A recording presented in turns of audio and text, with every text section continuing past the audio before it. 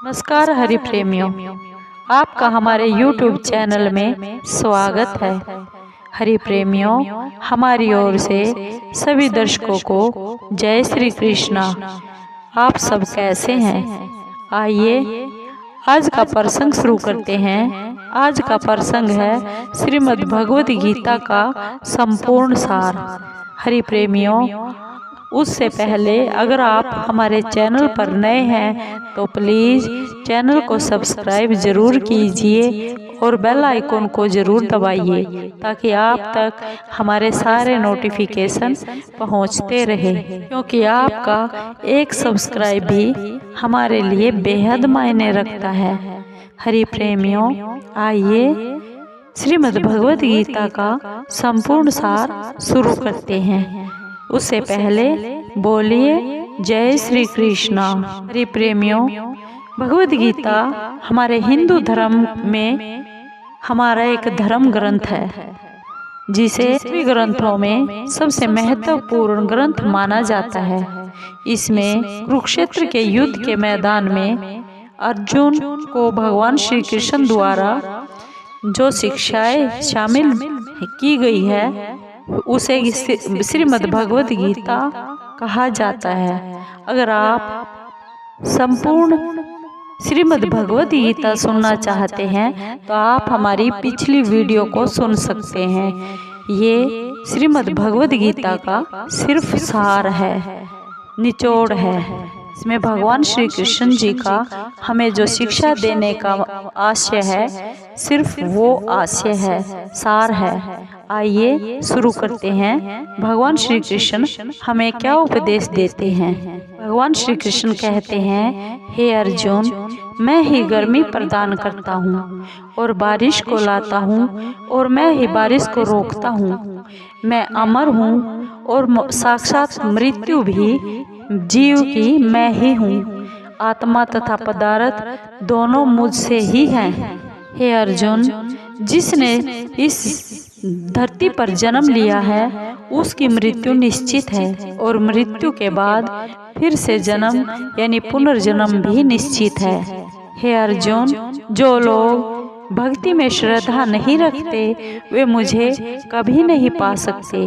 अतः वे इस दुनिया में जन्म और मृत्यु के रास्ते पर वापस आते हैं और जाते रहते हैं। हे अर्जुन, प्रत्येक बुद्धिमान आदमी को क्रोध और लोभ को त्याग देना चाहिए, क्योंकि इससे आत्मा का पतन होता है।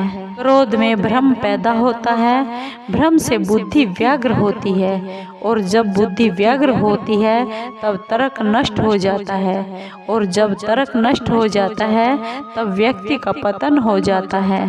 हे अर्जुन, जो सब प्राणियों के दुख सुख को अपने दुख सुख के समान समझता है और सबको समभाव से यानी एक ही नज़र से देखता है, बराबर समझता है, वही श्रेष्ठ योगी है। जो व्यक्ति निरंतर हो रहा है विचलित भाव से भगवान के मेरे रूप में मेरा स्मरण करता है, वह मुझको अवश्य ही पा लेता है। हे अर्जुन, जो लोग हृदय को नियंत्रित नहीं करते हैं उनके लिए वह शत्रु के समान काम करता है। भगवान श्री कृष्ण फिर अर्जुन से कहते हैं, अनेक जन्म के बाद जिसे सचमुच ज्ञान होता है वह मुझको समस्त कारणों का कारण जानकर मेरी ही शरण में आता है। ऐसा महात्मा अत्यंत दुर्लभ होता है। हे अर्जुन, श्री भगवान होने के नाते मैं जो कुछ भूतकाल में घटित हो चुका है, जो वर्तमान में घटित हो रहा है और जो आगे होने वाला है, वह सब कुछ जानता हूँ। मैं सब जीवों को भी जानता हूँ, किंतु मुझे कोई भी नहीं जानता। हे अर्जुन, मैं जल का स्वाद हूँ, सूर्य तथा चंद्रमा का प्रकाश मैं ही हूँ, वैदिक मंत्रों में ओंकार मैं ही हूँ, आकाश में ध्वनि मैं ही हूँ तथा मनुष्य में सामर्थ्य मैं ही हूँ। हे अर्जुन, डर धारण करने से भविष्य के दुख का निवारण कभी नहीं होता। डर केवल आने वाले दुख की कल्पना मात्र ही है। निर्बलता अवश्य ईश्वर देता है, किंतु मर्यादा मनुष्य का मन ही स्वयं निर्मित करता है। हे अर्जुन, जिस भाव से सारे लोग मेरी शरण में आते हैं, मेरी शरण को ग्रहण करते हैं, उसी के अनुरूप ही मैं उन सब को फल देता हूँ। हे पार्थ, धन और स्त्री सब के सब एक नाश रूप हैं। मेरी भक्ति का कभी नाश नहीं होता। मेरी भक्ति अटल है। हे पार्थ, जो मेरे आविर्भाव के सत्य को समझ लेता है, वह इस शरीर को छोड़ने पर भी इस भौतिक संसार में पुनर्जन्म नहीं लेता। वह बार बार फिर ना जन्मता है और ना ही मरता है, अपितु मेरे परम धाम को प्राप्त होता है। पार्थ, मैं वह काम हूँ जो धर्म के विरुद्ध कभी नहीं है। हे पार्थ, निर्बलता अवश्य ईश्वर देता है, किंतु मर्यादा मनुष्य का मन ही निर्मित करता है। अर्जुन, जो लोग निरंतर जिस भाव से मेरी पूजा करते हैं, उनकी जो आवश्यकताएं होती हैं, उन सब को मैं पूरा करता हूँ, और जो कुछ उनके पास है उस सब की मैं रक्षा करता हूँ। हे अर्जुन, जब भी और जहाँ भी अधर्म बढ़ेगा, तब मैं धर्म की स्थापना करने के लिए अवतार लेता ही रहूँगा। हे अर्जुन, भक्तों का उद्धार करने के लिए और दुष्टों का विनाश करने के लिए तथा धर्म की फिर से स्थापना करने के लिए मैं हर युग में प्रकट होता हूँ। हे अर्जुन, मैं ही लक्ष्य, पालनकर्ता, स्वामी, साक्षी, धाम, शरणस्थली तथा अत्यंत प्रिय सखा हूँ। मैं सृष्टि तथा ब्रह्मांड सबका आधार हूँ, सबका आश्रय हूँ तथा अविनाशी बीज भी मैं ही हूँ। हे अर्जुन, जिसने मन को जीत लिया है, उसके लिए मन सबसे अच्छा सखा है, सबसे अच्छा मित्र है। लेकिन जो ऐसा नहीं कर पाया, उसके लिए यह मन ही सबसे बड़ा दुश्मन बना रहेगा।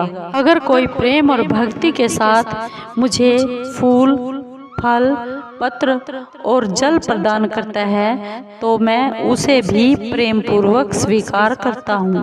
पार्थ, जो हुआ वह अच्छा हुआ, जो हो रहा है वह भी अच्छा हो रहा है, और जो होगा आगे वो भी अच्छा ही होगा। हे पार्थ, मेरा तेरा, बड़ा छोटा, पराया अपना मन से मिटा दो, और फिर सब तुम्हारा है और तुम ही सबके हो। मनुष्य जो भी चाहे वही बन सकता है, अगर वह विश्वास के साथ, यानी अपने मन में विश्वास हो और इच्छित वस्तु पर लगातार चिंतन करे तो। हे अर्जुन, जो मनुष्य अपने कर्म फल के प्रति निश्चिंत है और जो अपने कर्तव्य का पालन भी करता है, वही असली योगी है। हे पार्थ, जो बुद्धि धर्म तथा अधर्म, करणीय तथा अकरणीय कर्म में भेद नहीं कर पाता, वह राजा के योग्य है। जो पुरुष न तो कर्मफल की इच्छा ही करता है और न कर्मफलों से नफरत ही करता है, यानी कर्मफलों से जो घृणा भी नहीं करता, वह सन्यासी माना जाता है, जाना जाता है। हे अर्जुन, अपने अपने कर्म के गुणों का पालन करते हुए हर एक व्यक्ति सिद्ध हो सकता है, यानी हमें अपने कर्मों के गुणों का पालन करना चाहिए। गुरु दीक्षा बिना कोई भी प्राणी कितना भी कुछ करे, सब कर्म निष्फल होते हैं। इसलिए गुरु दीक्षा हर प्राणी के लिए बहुत आवश्यक है। हे पार्थ, जो मनुष्य कर्म में अकर्म और अकर्म में कर्म देखता है, वह सभी मनुष्यों में बुद्धिमान है और सब प्रकार के कर्मों में प्रवृत्त रहकर भी दिव्य स्थिति में बना रहता है। हे अर्जुन, फल की इच्छा छोड़कर कर्म करने वाला पुरुष ही अपने जीवन को सफल बना पाता है। कर्म करो और फल की इच्छा मत करो, फल की चिंता भी मत करो। हे अर्जुन, तुम्हारे तथा मेरे बहुत से जन्म हो चुके हैं और मुझे तो वो सब जन्म याद हैं, लेकिन तुम्हें याद नहीं है। जो कर्म को फल के लिए करता है, वास्तव में ना तो उसे फल ही मिलता है और ना ही वो कर्म ही है। हे अर्जुन, जिस प्रकार मनुष्य अपने पुराने कपड़ों को त्याग कर नए वस्त्र धारण करता है, उसी प्रकार ये आत्मा भी पुराने तथा व्यर्थ के शरीर को छोड़कर नया भौतिक शरीर धारण कर लेता है। हे पार्थ, खुद को जीवन के योग्य बनाना ही सफलता और सुख का सिर्फ एकमात्र मार्ग है। हे अर्जुन, जो पुरुष सुख तथा दुख में कभी भी विचलित नहीं होता और ना ही इन दोनों में चिंता करता है और इन दोनों में संभाव रखता है, वह निश्चित रूप से मुक्ति के योग्य है।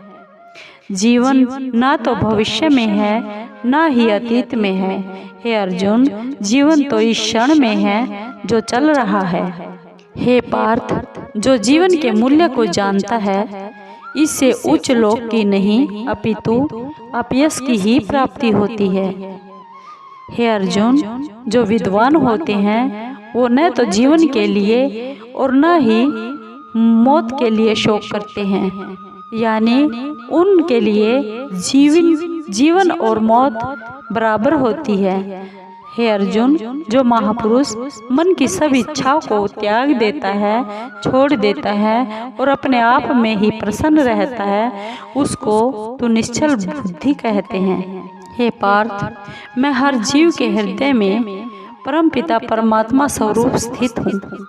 जैसे ही कोई किसी देवता की पूजा करने की इच्छा करता है, मैं उसकी श्रद्धा के अनुसार स्थिर करता हूँ, जिसे वह उसी विशेष देवता की ही भक्ति कर सके।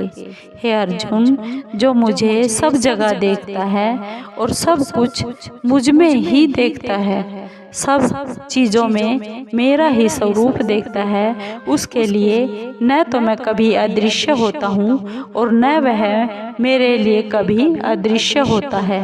हे अर्जुन, परमेश्वर हर एक जीव के हृदय में विराजमान है। हे पार्थ, जो बहुत खाता है या कम खाता है, या तो जो बहुत सोता है या कम सोता है, वह कभी भी योगी नहीं बन सकता। भगवत गीता के अनुसार नरक के 3 द्वार होते हैं, वासना, क्रोध और लालच। हे अर्जुन, ईश्वर, ब्राह्मणों, गुरु, माता पिता जैसे गुरुजनों की पूजा करना तथा पवित्रता, सरलता, ब्रह्मचर्य और अहिंसा ही शारीरिक तपस्या है। भगवान श्री कृष्ण ने कर्म योग भी सिखाया। भगवत गीता किसी के कार्य के परिणामों के प्रति आसक्ति के बिना अपने कर्तव्यों को करने के महत्व पर बहुत जोर देती है और इसे कर्म योग के रूप में जाना जाता है। और यह भी सिखाता है कि हमें किसी भी पुरस्कार की यानी फल की इच्छा नहीं करनी चाहिए और निस्वार्थ भाव से अपने कर्तव्यों का पालन करते रहना चाहिए। भगवत गीता का अंतिम लक्ष्य मोक्ष है। इसमें जन्म और मृत्यु के चक्र को पार करके परम वास्तविकता में विलय हो जाना है, जो कि परब्रह्म परमात्मा है। हरि प्रेमियों, कुल मिलाकर हमारी भगवत गीता में हमें जन्म और मृत्यु के चक्र से मुक्ति पाकर अंतिम लक्ष्य यानी उस परम पिता परमात्मा में विलय का पाठ सिखाती है और अपने कर्तव्य से जीवन जीना सिखाती है। हरि प्रेमियों, भगवत गीता कहती है कि यदि आप सफल जीवन जीना चाहते हैं, सफलता की तलाश में फिर रहे हैं, तो आपको कभी भी फल के लिए चिंता और भय से भरे हुए मन से कभी प्रयास करने की जरूरत नहीं है। भगवत गीता एक और तो केवल अमर यानी भगवान श्री कृष्ण द्वारा नश्वर, दूसरी तरफ परम सत्य है। नश्वर जीव को परम सत्य में मिल जाना सत्य का एक दिव्य गीत है। प्रिय प्रेमियों, आपको ये गीता सार, संपूर्ण गीता सार यानी गीता ग्रंथ का ये निचोड़ कैसा लगा? अगर आपको अच्छा लगा हो तो प्लीज़ चैनल को सब्सक्राइब कीजिए, लाइक कीजिए, कमेंट ज़रूर कीजिए, शेयर कीजिए। धन्यवाद।